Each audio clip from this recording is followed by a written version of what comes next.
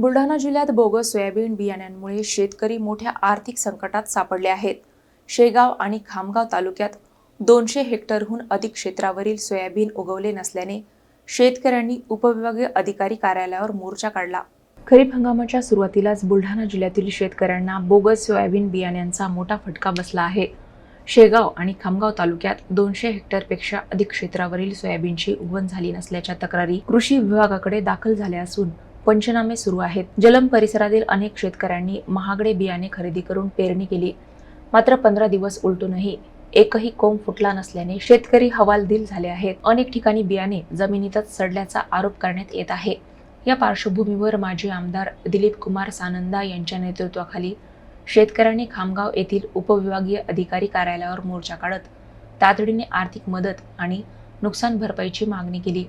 या आंदोलनात राष्ट्रवादी काँग्रेसचे पदाधिकारी आणि मोठ्या संख्येने शेतकरी सहभागी झाले। खामगाव शेगाव तालुक्यामध्ये जवळपास 800 तक्रारी शेतकरी बांधवांनी केल्या। अनेक तक्रारी आता येतील, त्या माध्यमातून त्यांचे पंचनामे तात्काळ करावे। सोमवार रविवार असेल, सुट्टीचा दिवस असेल, की त्यांना विचारलं एका दिवसामध्ये तुम्ही किती पंचनामे करता तुमची एक टीम? म्हणजे जास्तीत जास्त 7 ते 8। तर एवढं किती दिवस लागतील? शेतकऱ्यांना परत पेरणी करायची आहे, त्या माध्यमातून जर पंचनामे झाले नाही तर तो पेरणी करू शकणार नाही, म्हणून तो आर्थिक अडचणीमध्ये तो या ठिकाणी येईल।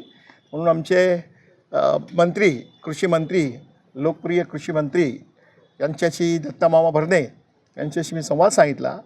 त्यांनी तेव्हाच SDOचा ज्यांच्याकडे चार्ज आहे त्यांना सक्त निर्देश दिले, तात्काळ सर्व पंचनामे करा आणि शेतकरी बांधवांना त्याचा लाभ मिळवून द्या। त्या कंपन्या त्याच्यामध्ये बियाणे ज्यांच्याकडून ते घेण्यात आले होते त्याचं ते उगवण झालं नाही, ते उगवलं नाही, त्या कंपन्यांवर तात्काळ त्या ठिकाणी कारवाई झाली पाहिजे अशा प्रकारचे निर्देश त्या ठिकाणी देण्यात आले। त्यांनी माननीय कृषी मंत्री या राज्याचे आदरणीय दत्तामामा भरणे यांच्याशी संपर्क केला आणि त्या दृष्टिकोनातून त्यांनी त्या ठिकाणी निर्देश दिलेले आहेत।